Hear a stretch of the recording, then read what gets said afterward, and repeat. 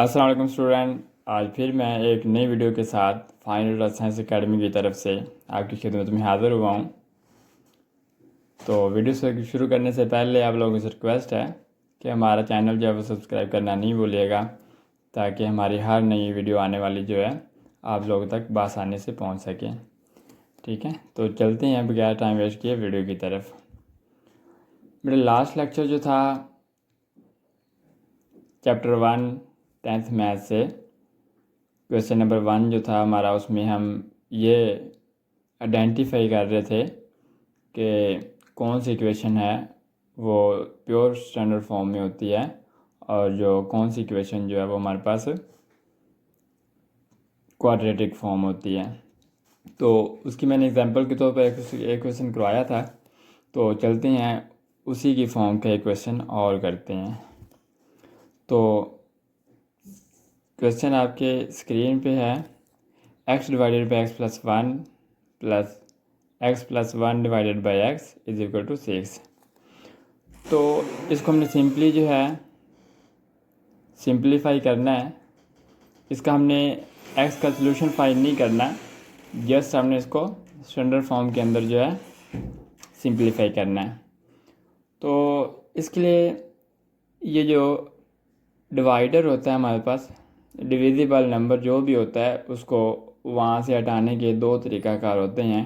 एक जो है हम क्या करें कि सारे डिवाइडर जो हैं जितने भी न्यूमिनेटर हैं सारों को क्या करें कि पूरी इक्वेशन के साथ मल्टीप्लाई करवाए दें।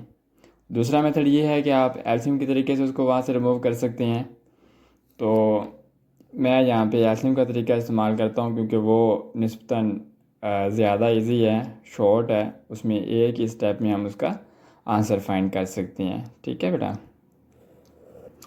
तो अगर यहाँ हम देखें तो हमारे पास डिवाइज़र जो हैं वो हमारे पास यहाँ पे एक है एक्स प्लस वन, और नेक्स्ट वन जो डिवाइज़र है वो हमारे पास सिंगल एक्स। ठीक है बेटा। तो अगर डिवाइज़र में एक ही तरह के वैल्यूज़ हों, एक ही तरह के नंबर हों, एक ही तरह के वेरिएबल हों तो वो हम वन टाइम लिखते हैं। और अगर डिफरेंट टाइम हो, डिफरेंट टाइप्स के हों तो फिर क्या करते हैं, उन सभी को मिला करके मल्टीपल में लिखते हैं।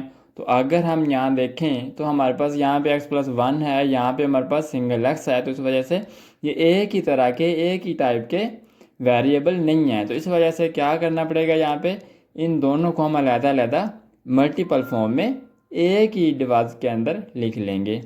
तो आइए लिखते हैं x plus one into x. ठीक हुआ।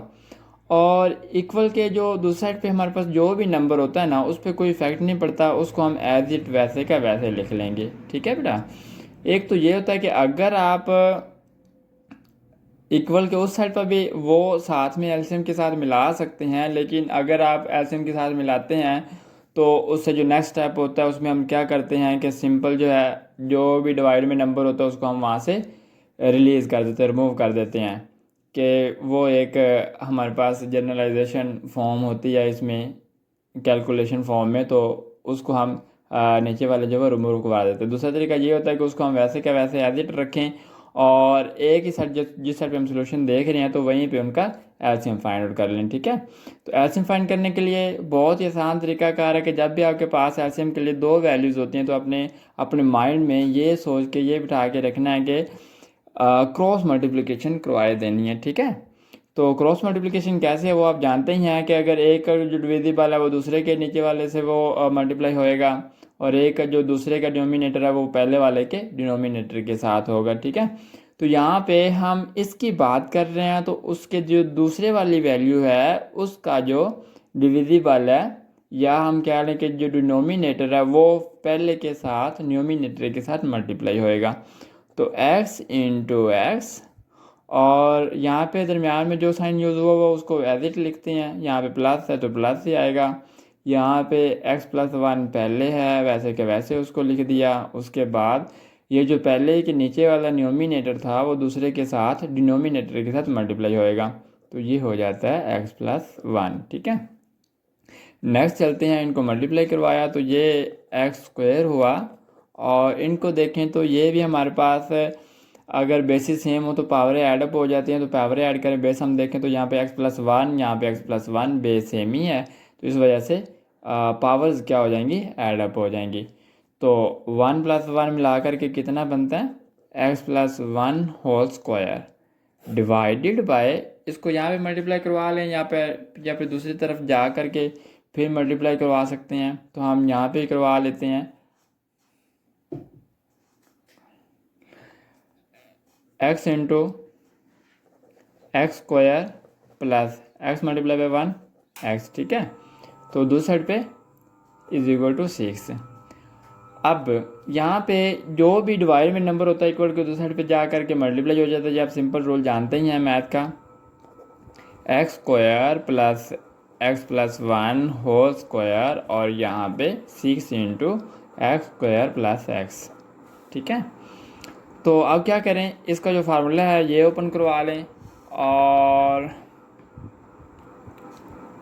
ये 6 को अंदर मल्टीप्लाई करवा दें, x square as it plus a+b whole square, आपको आता ही होगा, यहाँ पे मैं लिख भी देता हूँ हिंट के तौर पर कि a+b whole square is equal to a square plus b square plus 2ab, ठीक है।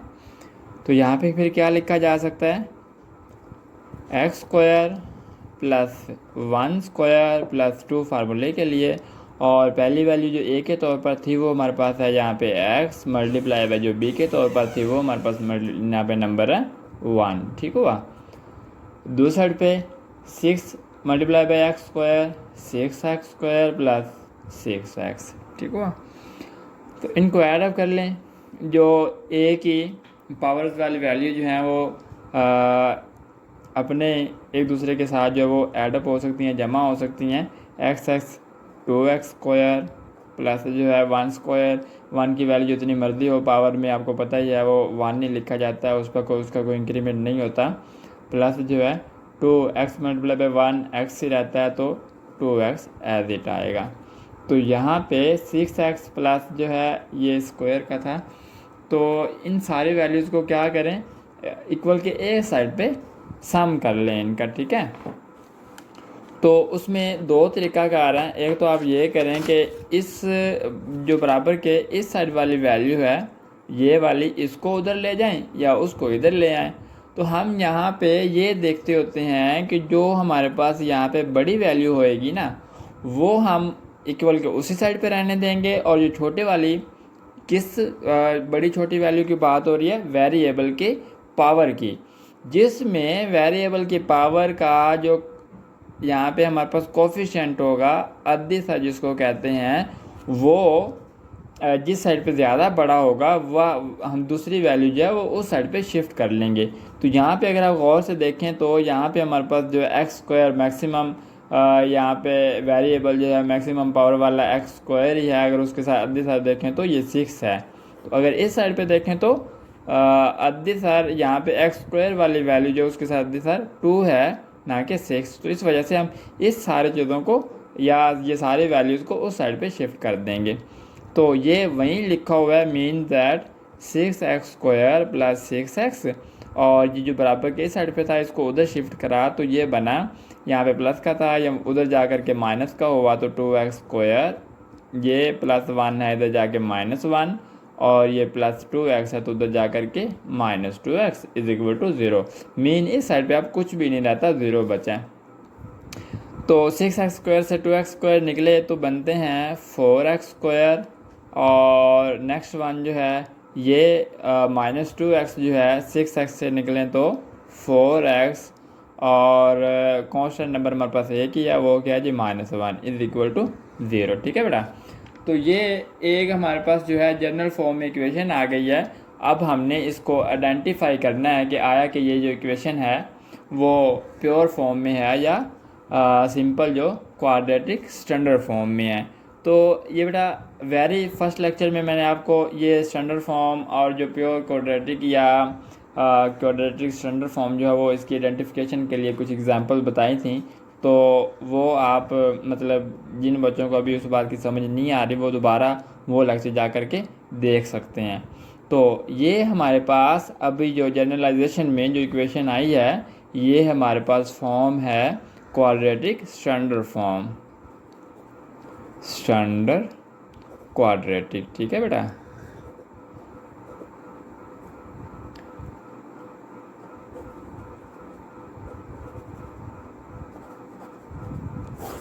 बस, तो ये क्वेश्चन हमारा सॉल्व हुआ।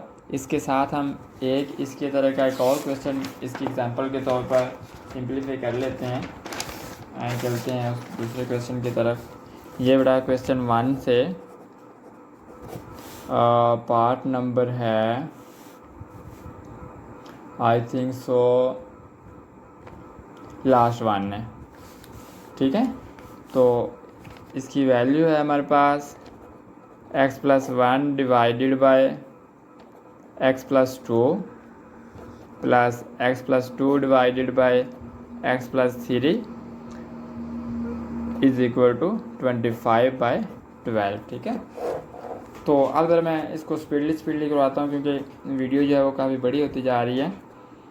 तो बेटा पहले क्वेश्चन की तरह क्या करना है, हमने जो इसके डिवाइज़र हैं मीन्स दैट जो इसके डिनोमिनेटर हैं सॉरी, वो हमने यहाँ से हटाने होंगे। तो उसके लिए पिछले क्वेश्चन की तरह ही दो तरीक़ाकार हैं। एक जो है इसको आप मल्टीप्लिकेशन की मदद से इसको हटा सकते हैं, दूसरा जो है एलसीएम। तो मैं यहाँ पे भी एलसीएम मेथड इस्तेमाल करता हूँ क्योंकि वो शॉर्ट फॉर्म है, एक ही स्टेप के अंदर उसका आंसर मिल जाता है। और इक्वल को साइड पे हमने कोई चेंज नहीं लेकर के आना, तो उसको हम एज इट वैसे का वैसे लिख देते हैं, वो मैं पहले लिख देता हूँ।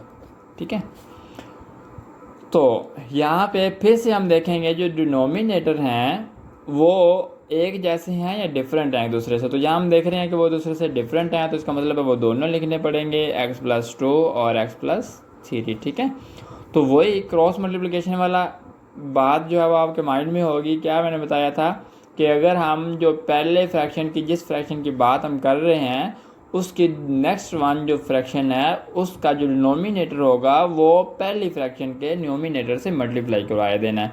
तो पहले फ्रैक्शन की जो न्यूमिनेटर है वो हमारे पास है x+1 और दूसरी फ्रैक्शन का जो डिनोमिनेटर है वो है x+3।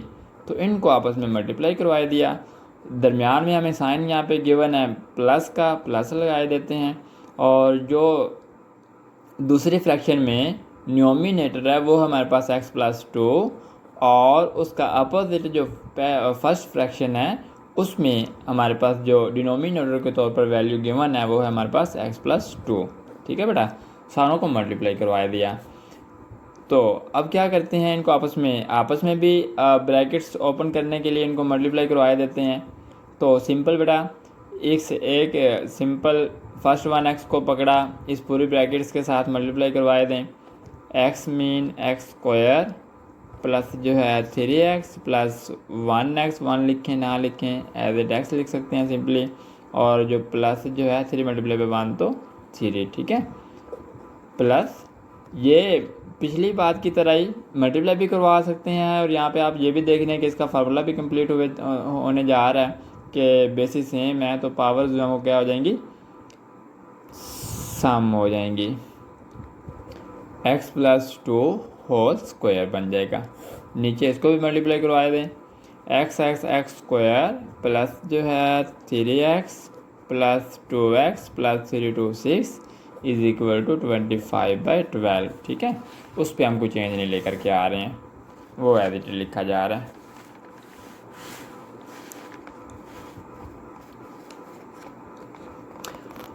ये फार्मूला ओपन कर लें, इनको ऐडअप कर लें, कोई होते हैं तो x² plus 3x plus 1x 4x plus 3 plus formula open करते हैं x² प्लस 2² 4 प्लस 2 फार्मूले के लिए था, a जो था वो हमारे पास है x और b के तौर पर जो यहाँ पे काम कर रहा है वो है 2 डिवाइडेड बाय, इनको भी ऐडअप कर लें, x² प्लस 3x और प्लस 2x कितना बनता है 5x और plus 6 is equal to 25/12।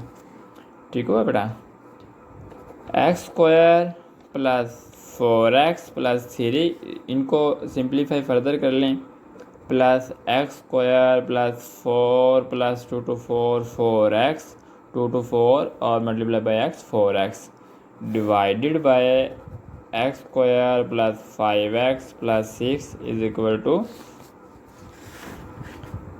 25/12।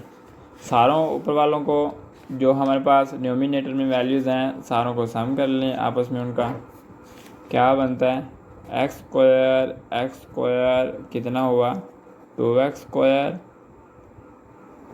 Plus 4x plus 4x 8x plus ये लिख लिया और 4 plus 3 7 divided by x square plus 5x plus 6 is equal to 25/12। ठीक है, अब फिर से देखें तो हमें दोनों साइड पे फिर से न्यूमिनेटर मिल रहे हैं, तो डिनोमिनेटर में हमें फिर से कुछ वैल्यूज़ मिल रही हैं। हमने अब क्या करना है, डिनोमिनेटर को यहाँ से फिर से रिमूव करवाना है। तो इसके लिए सिंपल सा मेथड है, जब इक्वल दरमियान में आ जाता है तो फिर हम क्या करते हैं, उनको क्रॉस मल्टीप्लिकेशन करवा देते हैं। क्रॉस मल्टीप्लिकेशन में क्या होता है, जो ऐसे 12 जो है ये इस न्यूमिनेटर से मल्टीप्लाई हो जाएगा और ये जो नीचे वाली फ्रैक्शन है इस फ्रैक्शन से जो हमारे पास डिनोमिनेटर है वो इक्वल के उस साइड पे जो हमारे पास डिनोमिनेटर है उससे मल्टीप्लाई हो जाएगा। 2x square plus 8x plus 7 multiply by 12 is equal to 25 into x square plus 5x plus 6। ठीक है, सिंपल इसको मल्टीप्लाई करवा दें। 12 multiply by 2 24 x square plus 12 multiply by 8 96x और प्लस जो है 12 multiply by 7 84 is equal to 25 multiply by x square 25x square plus 25 multiply by 5x कितना बनता है 125x plus 29x plus 66 is equal to 0। ठीक है, ये final equation है। तो अब फिर इसकी आइडेंटिफिकेशन हमने करनी थी कि आया कि ये इक्वेशन जो है वो हमारे पास क्वाड्रेटिक की स्टैंडर्ड फॉर्म है या फिर हमारे पास ये क्वाड्रेटिक की प्योर फॉर्म है। तो अगर हम देखें तो एक्स स्क्वायर और उसी फैमिली से एक्स मीन उससे लेस पावर वाला वेरिएबल जो है इस इक्वेशन के अंदर मौजूद है। तो जब हमारे पास ऐसे एक पूरी अरेंजमेंट के साथ, जैसे कि इसके हमने स्टैंडर्ड फॉर्म में जनरल इक्वेशन पढ़ी थी, ax square plus bx plus c is equal to 0, तो ये हमारे पास थी स्टैंडर्ड फॉर्म की जनरलाइजेशन फॉर्म। ठीक है, क्वाड्रेटिक इक्वेशन में तो ये क्वाड्रेटिक की जनरल स्टैंडर्ड फॉर्म थी। तो अगर हम यहाँ से इसको रियलाइज़ करवाएँ, इससे कंपेयर करवाएँ, तो ये एज इट यही इक्वेशन बनती है। तो इसका मतलब हुआ कि जो हमारे सोल्यूशन में हमें इक्वेशन मिली है वो कौन सी है, स्टैंडर्ड फॉर्म। ठीक है बेटा, इसके साथ ही आज का हमारा लेक्चर ख़त्म हुआ जाता है। अपने और अपने प्यारों का बहुत सारा ख्याल रखिएगा। अल्लाह हाफिज़।